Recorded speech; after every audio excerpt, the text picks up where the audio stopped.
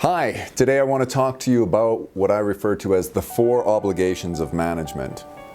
There are 4 things that I believe that each of you in management are obliged to provide. You're obligated to your department. These are obligations you have to your boss, obligations you have to yourself and to your team, and certainly to the people you hire. So here they are. Step number 1, or obligation number 1, is to hire the right people. I want you to ensure that you hire competent team members to fill critical roles, those that have the requisite aptitude, skills, intellect, and experience. Obligation number 2, you have to clarify your expectations of the role for the team members. So, obligation number 2 is simply to clarify your expectations. Obligation number 3 is to provide the necessary resources and training for team members to meet or exceed expectations. And obligation number 4 is to hold team members accountable for meeting or exceeding the expectations. So as you break this down and think about it, what you're trying to do is always do an assessment when you're taking an inventory of your people and you're assessing their performance and considering whether or not they're meeting or exceeding your expectations. You want to look first at yourself and do an honest assessment, evaluation of what your obligations were and whether you met or exceeded the obligations that you have as the manager. So as you take an assessment and you look at step number 1, are you hiring the right people? Have you gone out of your way to spend the necessary time to get really a person who has the proper experience? Or did you hire the first person that, as they say, he fogs a mirror, he's alive, he has he has breath in him, and you just quickly hire somebody? If that's what you did, and later you're disappointed with the performance of your people, and you're being honest with yourself, and you look back, you have to take responsibility if you didn't take the right time to evaluate what is it that you need in a person to fill this role, and to make sure that you did the proper steps to find out whether the candidates had that aptitude or experience or knowledge or what have you.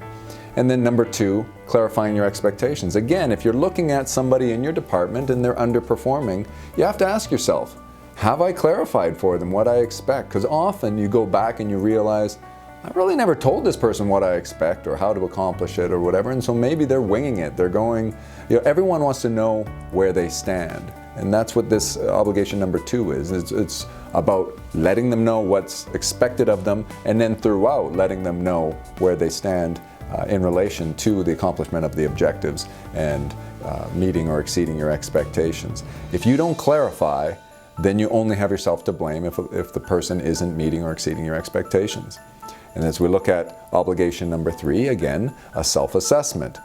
If you've asked a person, you've hired the right person, and you've clarified for them very specifically, and often in writing, by the way, that's the best practice, clarify your expectations in writing, I should have mentioned that. But if you've done all that, and they are still not accomplishing what you need them to, they're failing to meet your expectations, you have to ask yourself, is there something missing? Like, did I give them all the requisite tools? Did I train them properly? Did I offer them third-party or outside training that might be necessary? So training is one, but what other resources do they require? Software tools. We might need them to be able to be proficient at using the Google Work suite of products and a spreadsheet, or they might required to know how to use our audiovisual equipment. And have we provided them the software, the training, and whatever tools they need to be able to meet or exceed our expectations that we clarified? If not, and they're failing, it's not a surprise, and it's on you. It's not on the person. You have to give them what is required. You can't expect someone to do the job without the necessary tools. And then the last one is, are you holding them accountable? Because sometimes you've hired the right person. They're excellent. You know that they've got the right raw materials, and you've definitely clarified your expectations. One other thing on clarifying the expectations, by the way, is I like to put the onus back on my people by clarifying as much as I can, and then saying to them, if there's any area in which you feel you lack clarification, you require further clarification of my expectations, please let me know.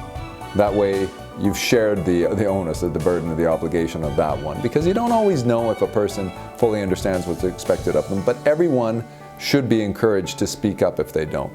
But maybe you've hired the right person, you've clarified as much as possible, you've answered all their questions, you've given them, as much access as they need to resources, training, and tools. but they're still not performing, you have to ask yourself if you're inspecting your expectations and holding them accountable.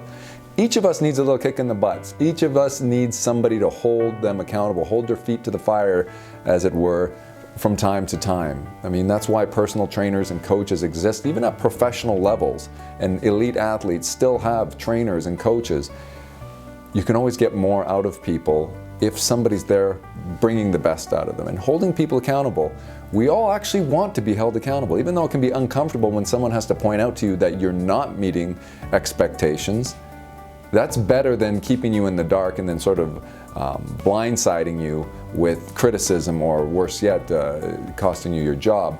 So hold people accountable. And how you hold people accountable is you inspect what you expect, you give them proper feedback to let them know where they stand, a report card of some sort, and then administer consequences. And those consequences should fit the crime. I mean, the consequences may be just a quick discussion with a person and letting them know, hey, you're falling down in this area a little bit, and then asking them and trying to do an assessment with the person about why. Is it, again, it falls back maybe on one of the previous things. Oh, I don't have any experience in that. I don't know that I can do that. They might say, I didn't realize you wanted me to do that. And then the consequence is simply clarifying the expectation more. But it may be that they're like, you know what, boss, I appreciate you bringing that up.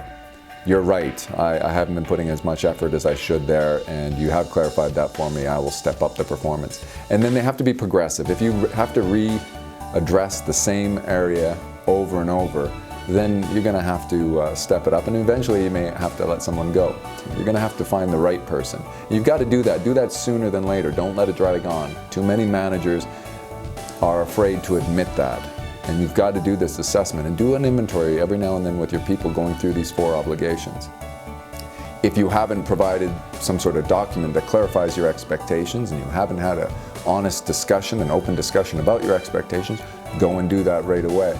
And if you have failed to give them the resources, of course you've got to do that. But let's say you've hired the right person. Let's say you've provided all this, and you've been holding them accountable, administering consequences. It's not working out.